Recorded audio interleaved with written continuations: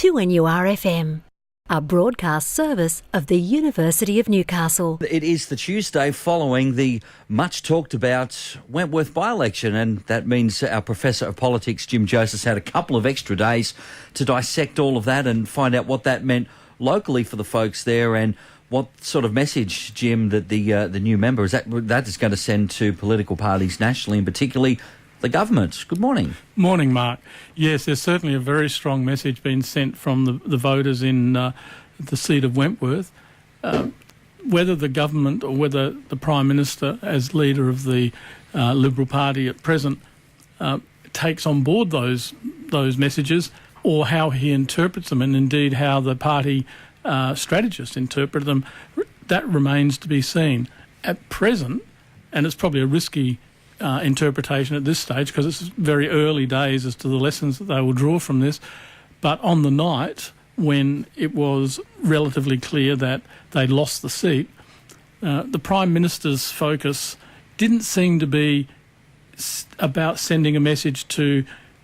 He had to do two things, Mark. First, reassure the party faithful that the government was still the government and that the party was still on track, so to speak. But at the same time, he also had to signal to other disaffected Liberal Party supporters and potential voters that he'd heard the message from Wentworth and that he was prepared and had a view of where the government should go. On the night, he seemed a bit shell-shocked and hadn't thought ahead. It seemed like he was simply marking time. And the message that he was sending out on the night was, it seemed to be a bit more of the same in terms of what Wentworth might mean for the government. The other side of that coin, of course, though, is it means that the government is now in a minority position in the House of Representatives. But I don't think for the next 6 or 7 months that the government is likely, or that the Liberal Party is likely to fall.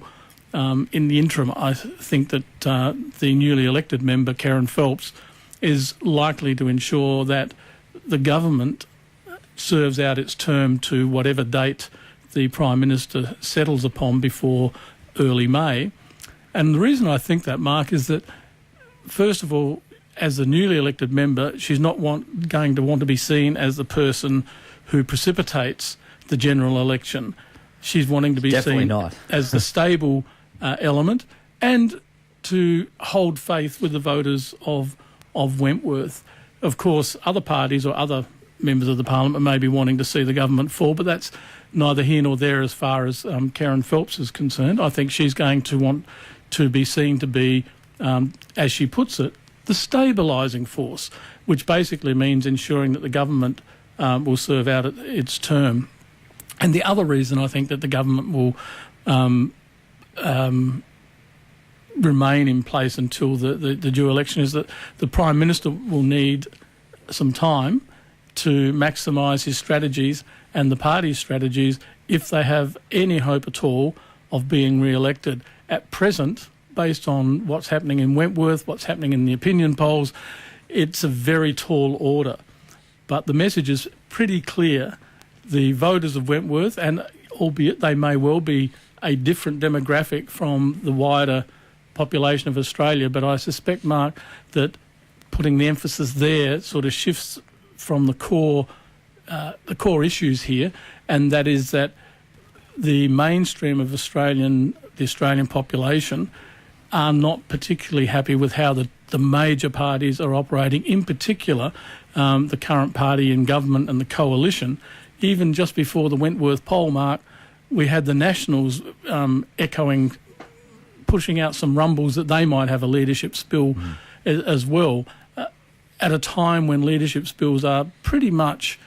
They're on the nose. Very much so. So I would think that the Prime Minister needs to pick up on that message and begin to differentiate his Liberal Party, the Liberal Party that he leads in government, and differentiate it and move it more into the centre of the political spectrum and demonstrate that he's actually leading a different style of Liberal Party in government, as distinct from the ones that have been in place since 2013. That is a tricky and a tall order for the Prime Minister, because if you look at the seat of Wentworth, it has been definitely a strong Liberal seat, but by no means a Conservative seat with some of the values that are expressed there. So he's got to try and manipulate both sides of that coin and get all of those forces working together to get themselves re-elected with what may be 6 months at best to go. Well, yes, Mark. The issue here is that the Prime Minister has been using the rhetoric of the fair go, and in a somewhat odd phrasing of if you have a go, you get. If you want a fair go, for those who have a go. Well, what about for those who don't have a go? Are they denied a fair go, a fair place in society? That seems to be a little. How can I put that? A little peculiar way of putting it, but.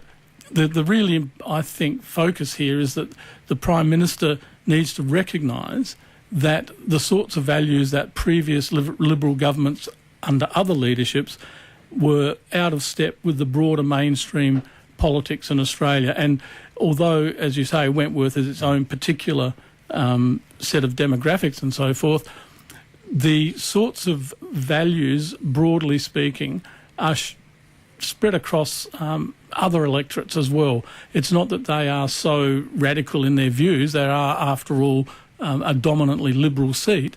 The views that are in the mainstream at Wentworth are similarly likely to be in the mainstream elsewhere.